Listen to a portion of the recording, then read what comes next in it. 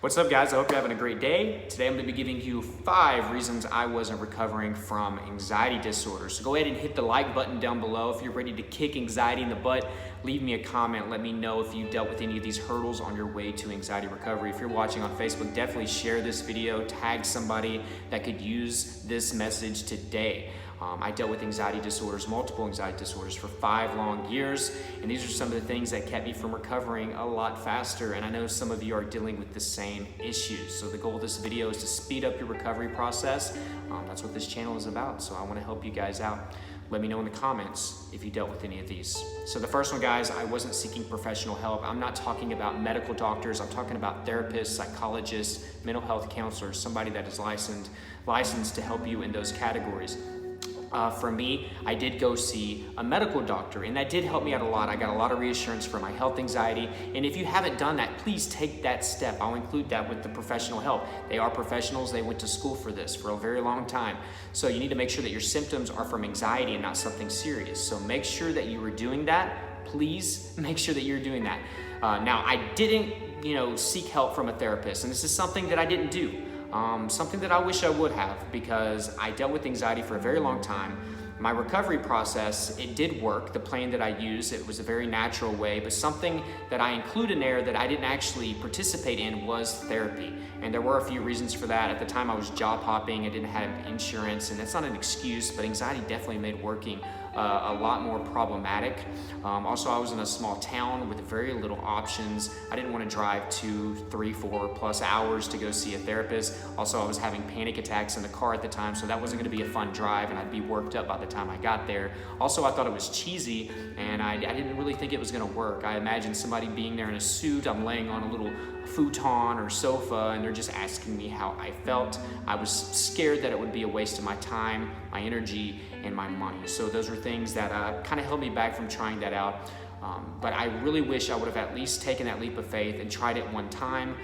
It can't hurt too bad to try it once. I know there are people that haven't had great experiences with certain therapists, but there have also been people where their anxiety recovery sped up, and it actually was crucial to their anxiety recovery. So give it a chance.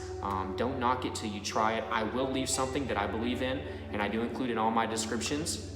It'll be above on Facebook, and I think below on YouTube. But it's free to sign up for this form of online therapy. It answers a lot of questions about therapy that I had at the time. As far as money, it is a lot more affordable than in-person therapy. Also, there were tons of options, and it was also convenient. I didn't have to drive to go see anybody. I could do it on the phone or my laptop. I could do it like that. I even think they offer texting services, so that's amazing. It's crazy. 2019, you can do therapy on the phone. But I encourage you to try that out. A lot of you would rather do in-person therapy, so that's available too. Just go out there and see what your options are. But I'll leave that link in the description. It's free to sign up. They'll evaluate you, pair you up with somebody. The second one, guys, is I just thought my anxiety would disappear. Unbelievable, right? I just thought as quickly as it came on to me, which my first panic attack was 6 hours. It was terrible. I was miserable. I just thought that, especially in the beginning, the first few months, that I was going to wake up one day and it would be gone. Wouldn't that be lovely if that was as easy as it sounds? You know what I mean? That your subconscious would just erase this. This doesn't happen. Even those that claim that it happened, I believe that they worked out some demons in their mind. They worked out some situations that they were going through subconsciously, at least, and handled it. Maybe they accepted anxiety internally and became less fearful of their symptoms or situations outside of their control. But I just thought it was going to disappear. And that brings me to number 3. I was a sitting duck. I wasn't proactive, because I thought that this would just disappear. And even after I realized that I was not going to just lose this, on its own, it wasn't going to just exit my life as quickly as it came in. I just wasn't being proactive about anything. I didn't know I had to go do certain things. I didn't know I needed to go to therapy. I didn't know I needed to eat right or exercise. So there was a long period of time where I just kind of sat around and moped.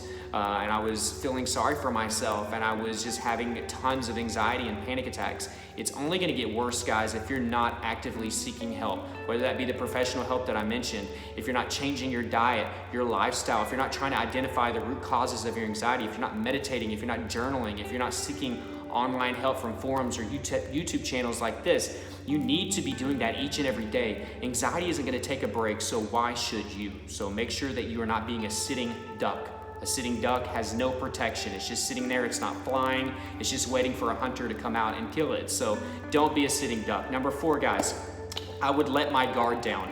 A lot of you experience this, guys, whenever you've had a few anxiety symptom-free days. I remember when I finally was lucky enough to actually experience this a couple years into it, I would think, wow, my anxiety must be gone.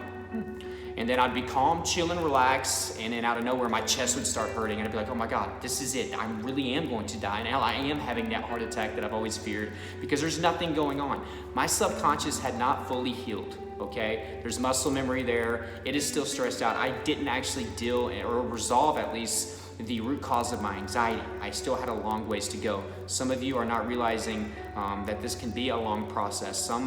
It can be much shorter for some people, especially if you're getting professional help. But for me, my total recovery, when I actually started being proactive, it took me a year. So things gradually get better as long as you apply those tips that I gave you earlier.